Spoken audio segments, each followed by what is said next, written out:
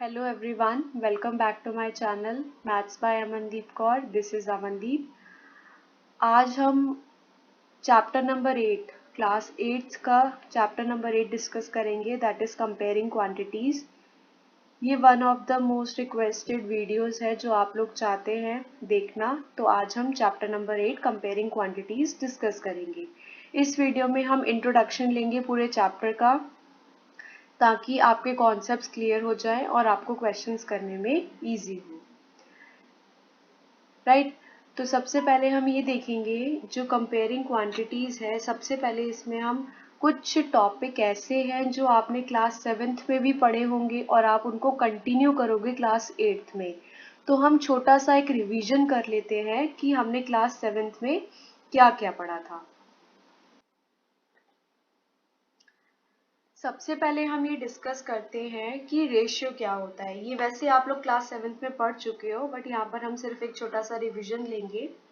Suppose we have a basket, ये basket है हमारे पास, इसमें 10 एप्पल्स हैं एंड 5 ऑरेंजेस हैं। हम एक एज्यूम कर लेते हैं कि इस बास्केट में 10 एप्पल्स है और 5 ऑरेंजेस हैं। राइट, तो ratio of the apples to the oranges क्या होगा? Ratio of apples to the oranges क्या होगा? एप्पल्स है 10 और ऑरेंजेस है 5, तो इनका रेशियो क्या होगा? 10:5, या फिर हम इसको 2:1 भी लिख सकते हैं सिंपलेस्ट फॉर्म में। राइट, आपको समझ में आया हमने क्या किया? यहाँ पर हमने यहाँ पे सिंपल रेशियो निकाला है। अगर एप्पल्स और ऑरेंजेस का हमें रेशियो निकालना है तो हम कैसे निकालते हैं? जितना अमाउंट एप्पल्स का है वो लिखा और ऑरेंजेस का लिखा। लेट्स सपोज यहाँ पर हमें बोला जाता कि आपको निकालना है ratio of oranges to apples, तो क्या होता? तब यहाँ पर ऑरेंजेस पहले लिखा था तो हम ऑरेंजेस कितने हैं? 5, वो पहले लिखेंगे, और एप्पल्स बाद में था तो उसके बाद में रेशियो एप्पल्स का लिखेंगे 10। तो यहाँ पे अब रेशियो क्या होता? 1:2। तो इस बात का आपको ध्यान रखना होता है कि जिस भी सीक्वेंस पे रेशियो पूछा गया है, एप्पल और ऑरेंज का पूछा गया था, तो पहले हम एप्पल का अमाउंट कितने एप्पल्स हैं वो लिखेंगे नंबर, और फिर ऑरेंजेस का लिखेंगे। अगर ऑरेंजेस और एप्पल का पूछा जाए तो पहले ऑरेंजेस देन एप्पल्स। इसको हम अपनी मर्जी से आगे पीछे नहीं कर सकते हैं। जिस भी सीक्वेंस में हमें पूछा जाए हमें उसी सीक्वेंस में लिखना होता है। नेक्स्ट टॉपिक हमारा आता है परसेंटेज।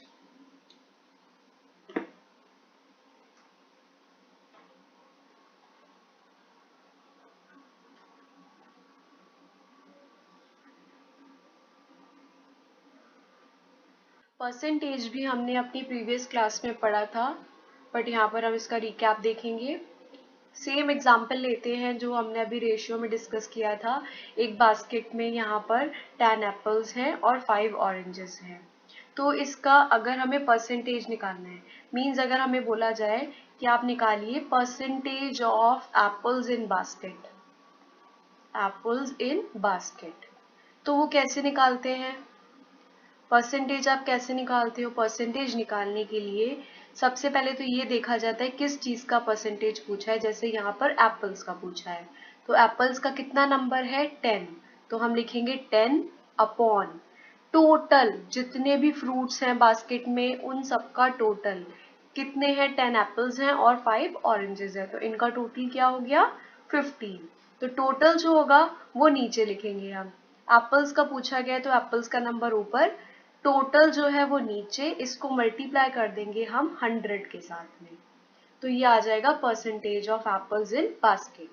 चलिए इसको सॉल्व करते हैं। 5 3s are 15, 5 2s are 10 and 0, 20 10s are 200 upon 3।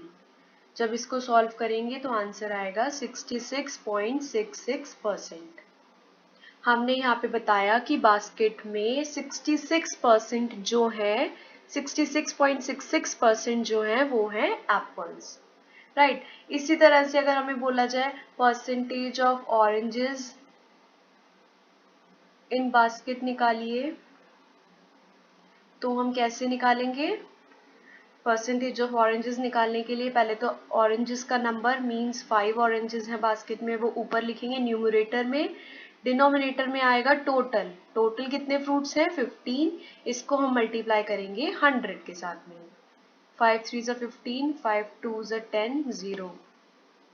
जब हम इसको सॉल्व करेंगे तो ये आएगा 33.33%। राइट।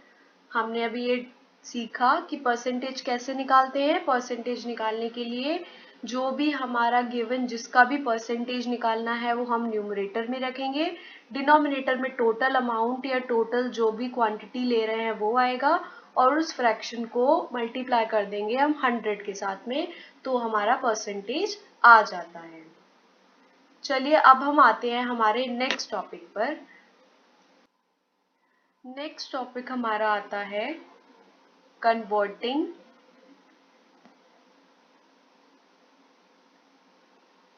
Ratio two percentage.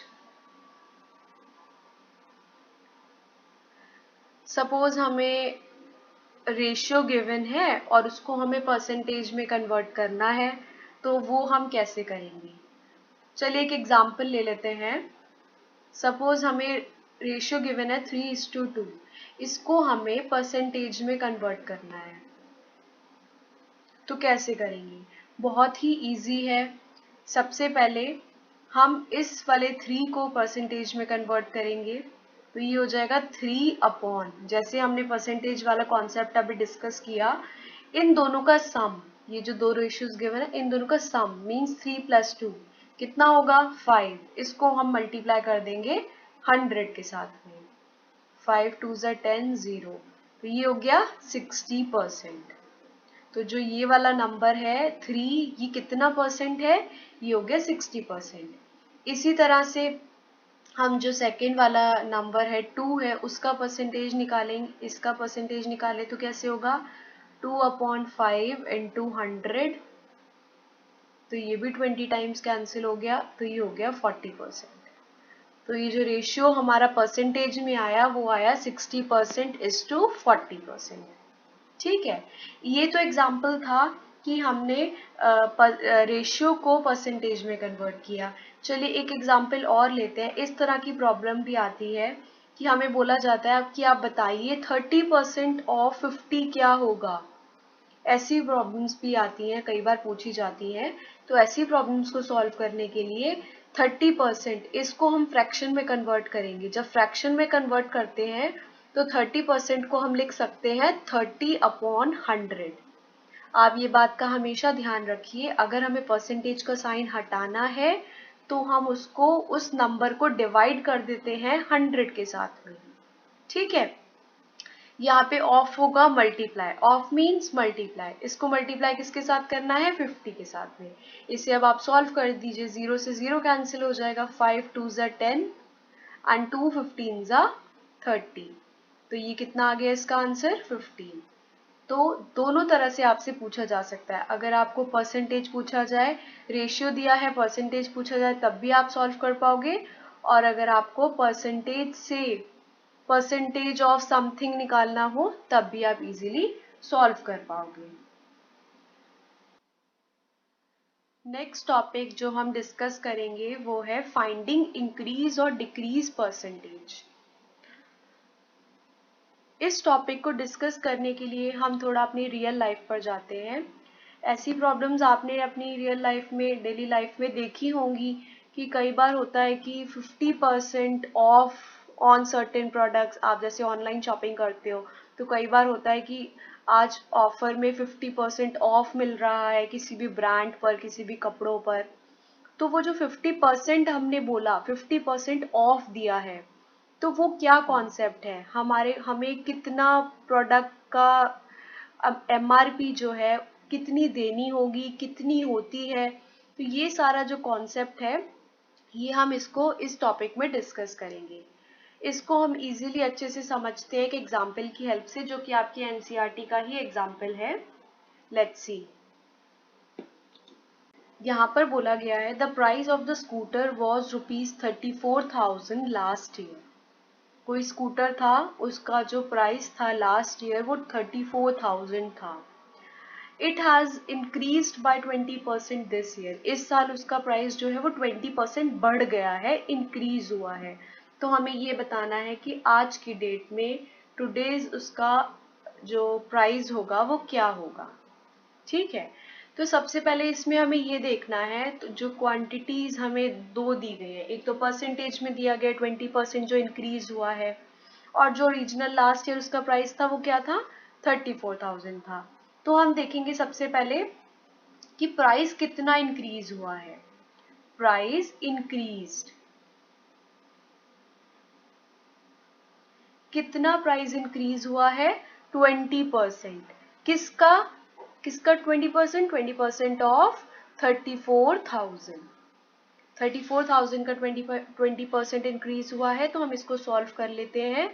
जैसे हमने अभी डिस्कस किया था, परसेंटेज का साइन अगर हमें हटाना होता है तो हम उसको 100 से डिवाइड करते हैं। Of means multiply 34,000। जब हमने इसको सॉल्व किया, 34 इंटू 2 60 रुपीज, 6800 मीन्स ये वो अमाउंट आया जो बढ़ गया है। ओरिजिनल इतना तो था ही, लेकिन इस साल 6800 उसका जो अमाउंट था वो और बढ़ गया है। तो न्यू प्राइस क्या होगा? न्यू प्राइस होगा old price plus increased price. Means जो नया प्राइस आएगा, जो पुराना प्राइस है वो, और जो इंक्रीज हुआ है वो, अगर हम दोनों को ऐड कर देंगे तो न्यू प्राइस आ जाएगा। हमारा ओल्ड प्राइस क्या था, 34,000। न्यू कितना आया, 6,800। और जब हमने इनको ऐड किया तो हमारा आंसर आएगा 40,800। राइट, ये वो अमाउंट है जो अब स्कूटर का प्राइस है, न्यू प्राइस जो दिस ईयर जो हमें निकालना था वो है 40,800। आई होप आपको ये टॉपिक क्लियर हुआ होगा। इसी तरह से हमें कभी कभी, जैसे इन्होंने इसमें हमें बोला गया कि इंक्रीज प्राइस बताइए, कभी कभी हमें डिस्काउंटेड प्राइस निकालना होता है। जैसे हम एक एग्जांपल लेते हैं कि कोई भी ड्रेस है, एक ड्रेस है, उसका अमाउंट है लेट्स सपोज 500 रुपीज, राइट। और उस पर जो डिस्काउंट वो लोग दे रहे हैं, वो दे रहे हैं 50% ऑफ। मीन्स उस पर उन्होंने बोला है कि हम आपको 50% डिस्काउंट देंगे। डिस्काउंट का क्या मतलब होता है? डिस्काउंट का मतलब होता है जो हमें पैसे, जो एमआरपी है उसमें से कम कम अमाउंट में हमें वो लोग दे रहे हैं। तो कितने कम अमाउंट में हमें दे रहे हैं? हमें दे रहे हैं वो 50% ऑफ, मीन्स 50% कम अमाउंट में दे रहे हैं। तो इसका न्यू प्राइस अगर हमें निकालना हो तो हम कैसे निकालेंगे? तो सबसे पहले डिस्काउंट वाली जो अमाउंट होगी वो निकालते हैं, डिस्काउंटेड प्राइस निकालते हैं। डिस्काउंटेड प्राइस कैसे निकालेंगे? वो होगा 50% ऑफ किसका? 500 का, राइट। तो 50% means 50 upon 100, of means multiply 500, ये हो गया 250। मीन्स जो डिस्काउंट दे रहे हैं वो हमें बोल रहे हैं 250। जैसे हमने प्रीवियस वाले में इंक्रीज हुआ था प्राइस तो हमने ऐड किया था, ये तो डिस्काउंट है। डिस्काउंट मीन्स हमें वो लोग माइनस करने को लिए, इस प्रॉब्लम में हम लोग जो ओरिजिनल प्राइस था उसमें से माइनस करेंगे। तो न्यू प्राइस कैसे निकालेंगे? न्यू प्राइस होगा 500 ऑलरेडी था उसकी एमआरपी, जिसमें से उन्होंने हमें डिस्काउंट दिया 250 रुपीज का। तो हमारा न्यू प्राइस कितना आया? 250 रुपीज आ गया। ठीक है, तो आपको ये तब देखना होगा कि हमें कहाँ पर ऐड करना है और कहाँ पर सबट्रैक्ट करना है। इसी तरह से कभी कभी क्वेश्चन में आ जाता है कि वैट या फिर सेल्स टैक्स, कभी कभी प्रॉब्लम्स इस टॉपिक से भी वो लोग ले लेते हैं। कि सबसे पहले हम ये देख लेते हैं कि वैट और सेल्स टैक्स होता क्या है। ये टैक्स ऐसा टैक्स होता है जो हम कभी शॉपिंग करते हैं या कुछ खरीदते हैं, तो उसके ऊपर, उस प्रोडक्ट के ऊपर, उस जो हमारी एमआरपी है उसके ऊपर कुछ टैक्स लगाया जाता है गवर्नमेंट के द्वारा। तो ये वो टैक्स होता है। जब भी आपको प्रॉब्लम्स इससे रिलेटेड करनी होंगी, टैक्स और सेल्स टैक्स, जैसे वैट हो गया, तो इसमें हम लोग जो टैक्स होगा, हमारी जो अमाउंट होगी वो हमेशा उसमें ऐड करते हैं। टैक्स कभी भी सब्ट्रैक्ट नहीं होता, टैक्स हमेशा ऐड होगा। तो जो आज टॉपिक हमने डिस्कस किए, आई होप वो क्लियर हो गए होंगे। अगर आपको कोई भी प्रॉब्लम आती है तो आप मुझे मैसेज करके बता सकते हैं। जो हमारे बाकी टॉपिक्स जो बचे हैं, like profit percent, loss percent, कुछ टॉपिक्स और हैं जो इस चैप्टर में अभी बचे हैं, वो हम हमारी नेक्स्ट वीडियो में डिस्कस करेंगे।